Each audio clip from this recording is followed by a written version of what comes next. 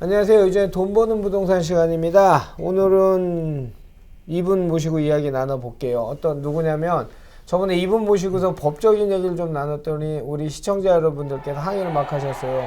말 잘하는 변호사 모셔놓고 왜 이진우가 말을 더 많이 하느냐 이런 얘기를 하셨는데 오늘은 이분 얘기 더 많이 들어보도록 하겠습니다. 고용석 변호사 나오셨고요. 오늘 주제 재개발 사업에 반드시 필요한 조합자료, 인도단행 가처분 이란 주제를 가지고 이야기 나눠보도록 하겠습니다. 오늘 나와서 저에게 좋은 정보 주실 분은 재개발 재건축 전문 로펌 법무법인 센트로의 고형석 변호사 나오셨습니다. 안녕하십니까? 안녕하십니까? 잘 지내셨죠? 예, 잘 지냈습니다. 자, 고전에 이제 제가 잠깐 말씀드리면 다 아시는 거죠. 일반적인 정비사업, 소규모 주택 정비사업 포함해서 이 사업의 주체는 조합원과, 그러니까 토지 등 소유자로 구성된 조합원과 토지 등 소유자가 협력해서 만든 조합. 그러니까 일종의 회사죠. 우리 재산을 출자한 회사죠. 영리법인이 되는 거죠. 예, 그 엄밀히 따지면 공법인이라고 그렇죠, 예, 볼 수 있습니다. 그러면 그분들을 대표해서 뽑은 분들이 바로 임원이죠. 그 임원분들을 뽑는데 조합장, 총무이사, 감사, 이런 여러 가지 이름 또 대의원들도 뽑고 이런 이제 임원들을 많이 뽑는 이유는 투명한 절차와 더 좋은 사업성을 위해서 노력하기 위한 빠른 진행 이런 것들 때문에 이런 분들을 대표로 뽑아서 일을 진행하는데 거꾸로 이분들은 권리와 의무가 있는 거죠. 의무는 당연히 조합원들 위한 자료 제공이나 이런 의무는 있는 거잖아요. 예, 맞습니다. 예, 그러면 오늘 주제를 주신 게 재개발 조합 자료 인도 단행 가처분이라고 얘기해 주셨는데요. 자, 저번 시간에 이사대책에서 이제 재산권 침해 문제 얘기하셨잖아요. 근데 오늘 갖고 온 사안은 어떤 겁니까?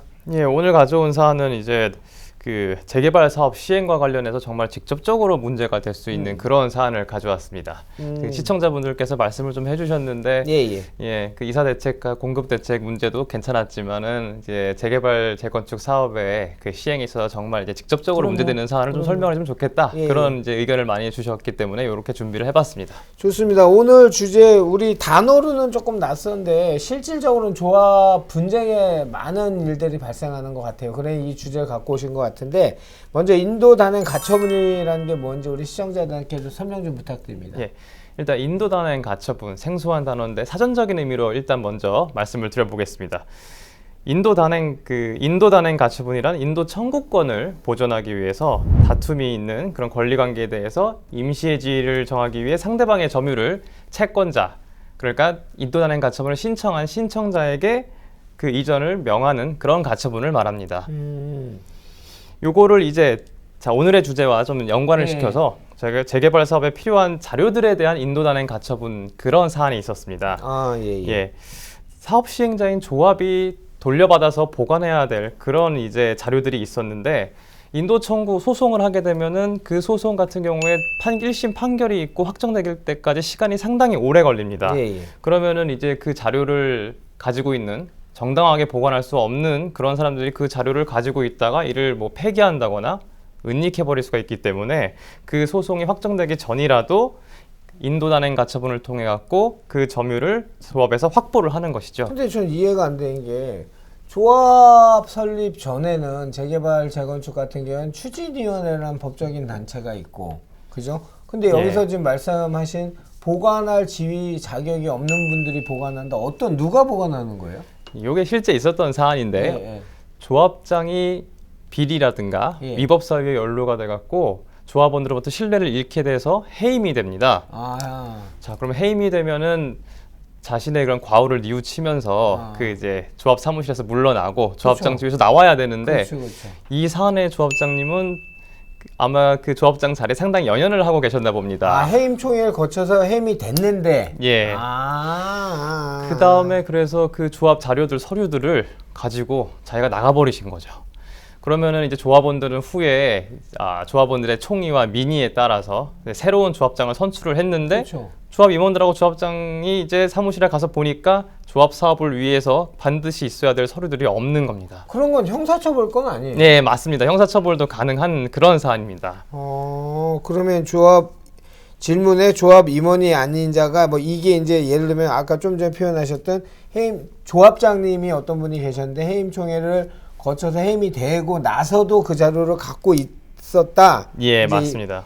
그러면 인도 그 가처분을 했을 때 뭐 인도된 대상되는 자료들은 굉장히 많겠네요. 그 분이 만약 갖고 있다면 중요한 예. 거는 뭐 연본 동의서라든지 또는 뭐 인허가 그 단계별로 그 총회 의결을 다 거치는 그 자료를 다 갖고 있는다는 얘기잖아요. 그럼요, 맞습니다. 여기 실제 이제 저희가 인도를 받기 위해서 청구를 신청을 했었던 자료들이 뭐가 있었냐면은 네. 서면 결의서 그렇죠. 전체. 예. 이건 참석 못하면 그 어떻게 하겠다 이제 서면으로 결의하는 그런 서류입니다. 예, 그리고 투표용지 그렇죠, 같은 그렇죠. 거고, 이제 조합이 용역업체들이나 뭐 시공사가 될 수도 있고요. 그럼요, 그리고 그럼요. 계약한 계약서, 그리고 회계 감사 보고서 자료, 그리고 조합이 어떤 뭐 지출이 있으면 당연히 영수증도 이제 잘 보관을 해야겠죠. 근데 그럼요. 영수증 이런 일체의 그런 자료들하고, 그리고 이제 심지어 조합 통장.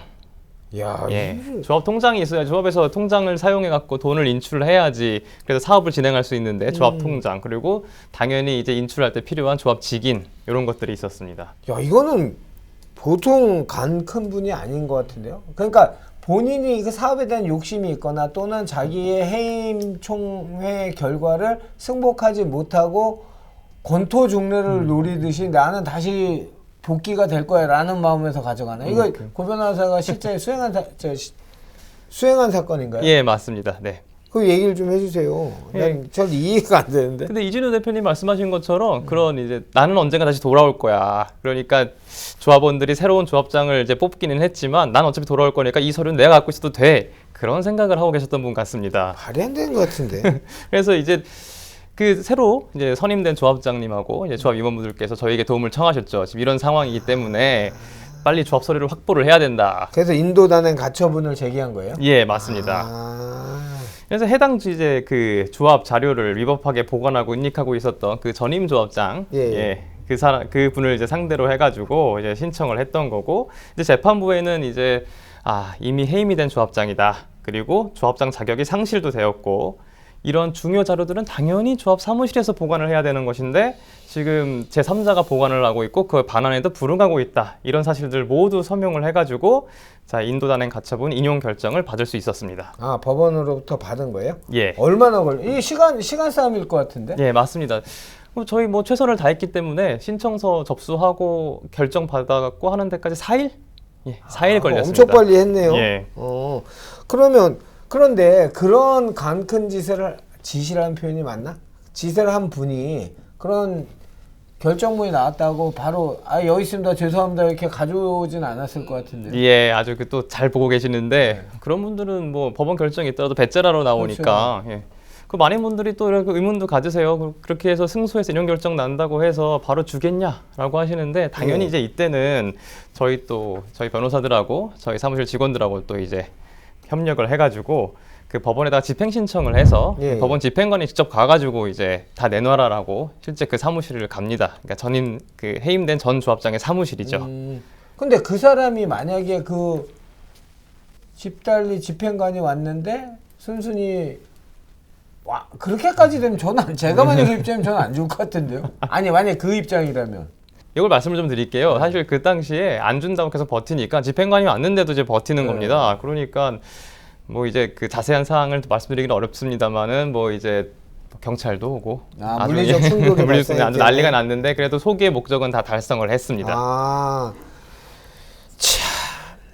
하여튼 재개발 기존의 정비 사업이란 이런 것들이 근데 이 법의 단계들도 좀 문제가 있는 것 같아요. 제가 봤을 때. 왜냐하면 뭐 정비 기본계획 수립해서 정비 구역 지정하고 조합 추진위원회 만들고 조합 설립하고 이 기간이 원체 오래 걸리는데 이 단계마다 누가 비용을 쓸 거며 누가 중추적으로 노력을 했느냐 이런 명시가 안 돼 있죠. 조합 추진위원을 만들어. 그럼 추진위원까지 뭐 3년, 5년 걸리면 조합원들이 n분의 1로 돈 내서 그 비용을 만들어서 하라는 얘기인데 너무 좀 불기된 사항들이 많은 것 같아요. 제가 봤을 때는. 네, 그렇기 때문에 조합은 사업 초기 단계에서 대여금 같은 거 이제 소비대차 대여금을 누가 줘요? 금전 소비대차 계약을 체결을 하고 보통은 이제 금융기관에서 조합에게 대여금도 그러니까 집행을 조합 해줍니다. 추진위원회가 생겼을 법적 단계부터는 돈이 생길 수가 있는데 그때까지 누가 그걸 준비하는 얘기예요. 제 얘기는.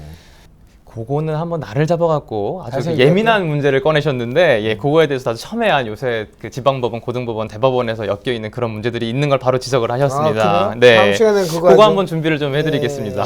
현장 사례 중심으로 우리 시청자들이 되게 수준이 높으세요. 그러니까 예. 현장에서 있는 일을 좀 많이 갖고 오셔갖고요. 실제 사례를 좀. 재개발, 재건축 사건이라고 하면은 재개발을 추진해서 새로운 아파트를 올리고 싶어 하시는 분들이 그렇죠, 있고, 그렇죠. 보통 이제 조합분들이 있고 아니면 그 조합에 찬성하는 분들이죠. 그런데 이제 재개발이나 재건축의 진행 자체를 반대하시는 분들도 있어요. 있죠, 당연히.